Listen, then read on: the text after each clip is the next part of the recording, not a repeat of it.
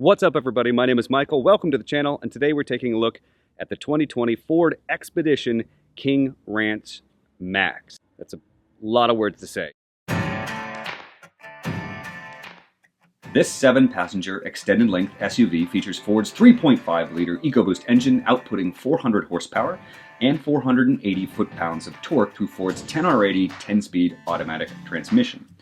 Our loaner was finished in a sparkly agate black metallic with ebony Del Rio leather-trimmed seating that feature the King Ranch branding. You'll also find these brands on the center console, front fender, floor mats, and even on the wheel hubs for the 22-inch machined aluminum wheels that are wrapped in 285/45 R22 rubber. Up front, the King Ranch package also includes heated and cooled captain chairs, an 8-inch touchscreen with Sync 3, cup holders everywhere, tons and tons of plugs, phone chargers, and 12-volt adapters, and the largest, deepest center console that I've ever seen outside of the F-150. There's also a 360-degree camera, Ford Copilot 360 Assist, Parking Assist, a 12-speaker B&O sound system with Apple CarPlay, and a lot more. The second-row power folding seats also feature heated but not cooled captain's chairs, as well as access to their own audio and HVAC controls, including their own fan. Third-row seating is more cramped, but also folds down with the push of a button. And with the second row adjusted just right, there's actually enough room for a couple more 6-foot-tall adults, or 3 smaller people out back. And up top, there's a massive moonroof skylight, which again opens with the push of a button, but in our use we found that it let in so much light that it kind of overheated the cabin, and we typically closed it while driving around during the day. Outside, you'll find F-150-esque front and rear LED lighting, a Class 4 trailer tow pack, a roof rack, and automatic running boards that deploy when you open the doors.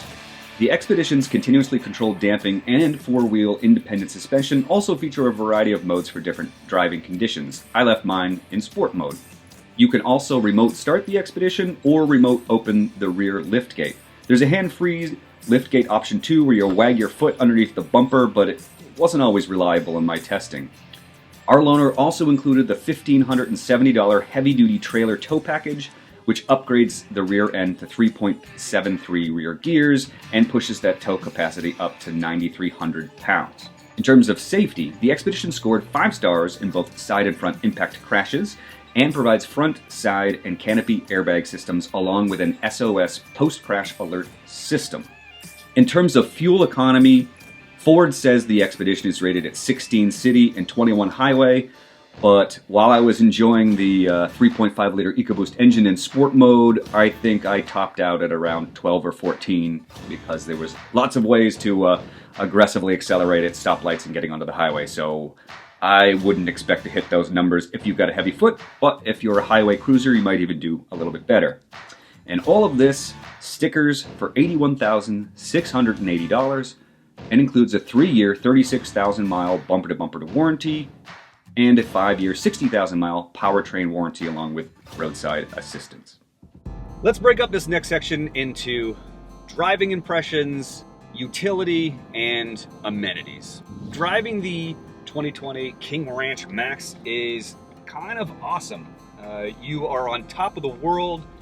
You're looking down on almost every car. You get a bird's eye view. You feel safe. You feel in charge. You feel like the king of the road. In terms of its actual power delivery, it's actually quite nice. You know, the 400 horsepower, twin turbocharged, 3.5-liter EcoBoost is a heck of an engine. It's now, what is it now, 8, 9, 10 years old. And so we know that it's also, you can get up to 200, 300,000 miles with it. There were some problems earlier with cam phasers wearing out timing chains, but I think that may be solved, or at least they know the fix for it if you happen to have that issue. But generally speaking, it seems like a reliable truck, and it's pretty fast in a straight line. So passing, getting on the highway, around town, stoplight to stoplight, if you've got to merge, all those things.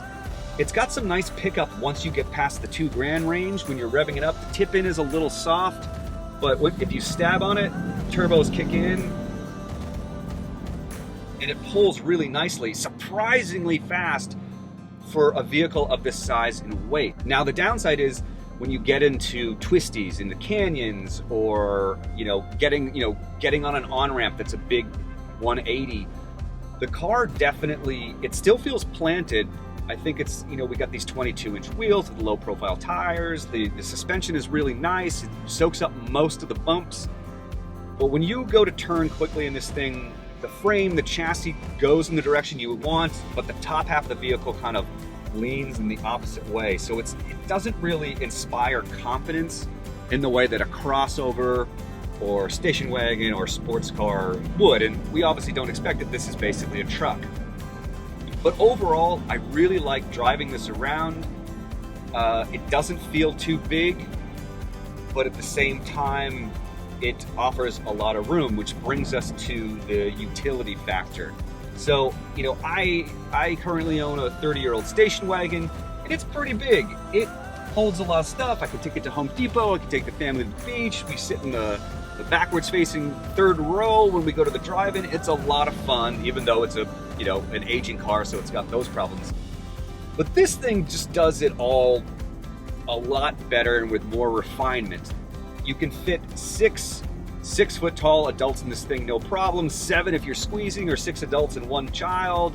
If you had friends over, you can leave the third row down and, drive across country, having 4 captain's chairs for kind of a family of 4 situation.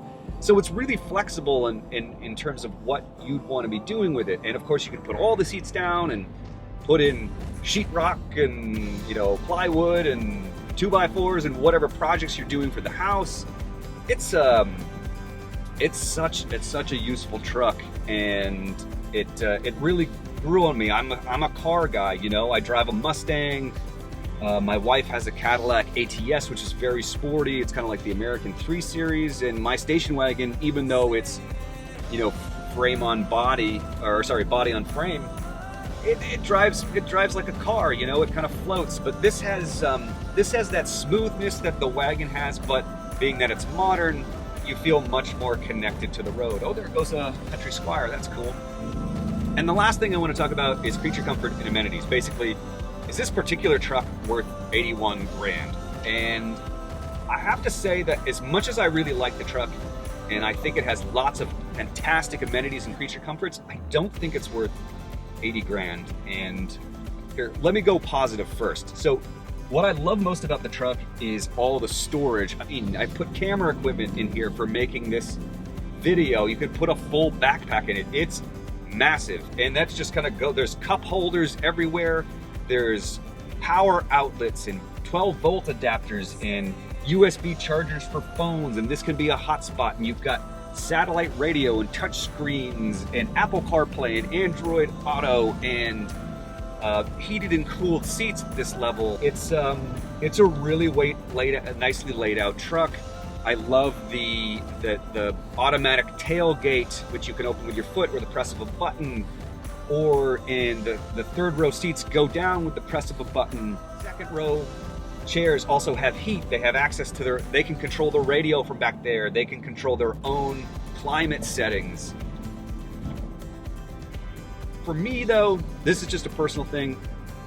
I don't particularly care about the King Ranch brand. I mean, it's kind of cool, I guess, but it's not something that personally that I'm into, and so I don't know if it's worth the extra, despite the fact that the leather trimmings are really nice. And I think that the dash is kind of, and some of the materials here really kind of knock the whole package. When you compare this to the Lincoln Aviator, which of course is based on the Explorer platform, not the F-150 platform, when you look at that truck, it has a completely redesigned front dash, leather trimming, a bigger screen, and, to be honest, with the plastics around this particular touchscreen, the Expedition feels like an F-150. It feels like a truck, and, it doesn't feel modern. It feels like an older design. This feels like a 6-year-old Ford stereo as opposed to a brand new one. In terms of the sound quality, of course, it's got the Bang & Olufsen system, which is pretty good. I'm a bit of a audiophile type of guy, so you know, they obviously load up the bass so it pounds, and the highs are super crisp. So, you know, you could probably calibrate it or fiddle with it just a little bit to make it sound better. But, you know, for most people, I think they're going to be super happy with it. You know, it thumps and bumps and has nice clear highs. So, you know, it all sounds good. But it's just, I don't know, $80,000. Now, obviously in 2020, you're not really going to be paying sticker price for anything. I'm recording this in June of 2020. It's a great time to buy a new anything, assuming that it's already on the dealer lot, it's already been produced. You know, obviously not every person buying a truck is going to see it through my eyes, but to me, I wouldn't pay the premium price to have the King Ranch logo, even though it does come with some nice wheels and stuff. I think you can do better with the kind of the platinum trims and maybe get a better deal on one of those. Okay, so final thoughts on the 2020 King Ranch edition of the Ford Expedition Max. Overall, very positive. The only question for me is one of value. So it's a very interesting truck. It's part truck, part sports car, part luxury vehicle, right? It's not any one of those things, and it's not, you know, and it doesn't really succeed at all of those things, but it's got straight line, smooth power. It gets up and goes much faster than it has any right to do. It has tons of utility and amenities and creature comforts, but at the same time, it doesn't have the textures and the refinement that you would expect from an $80,000 car.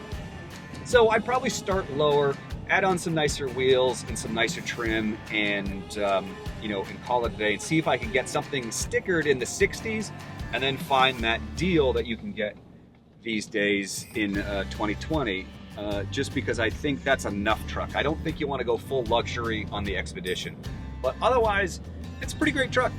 I've really enjoyed my time with it, and it's Ford is probably going to cost me several tens of thousands of dollars, as I have to now get my wife a giant truck for her to drive. But anyway, thank you so much for watching. Please click the like, subscribe buttons, all that normal jazz. Please share this if you can. Check out the full review down in the link in the description over at Ford Truck Enthusiast or F-150 online. Again, thank you for watching and have a great day.